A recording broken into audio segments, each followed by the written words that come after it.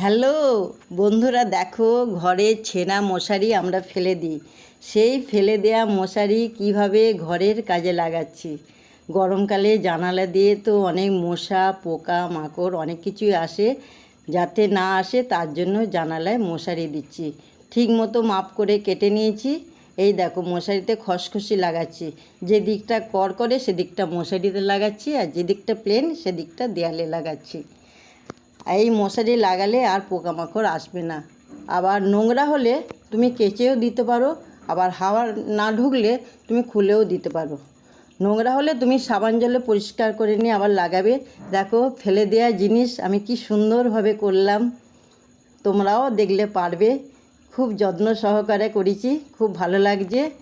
দেখো কেমন লাগছে আমাকে কমেন্ট করো, ভালো লাগলে বলবে।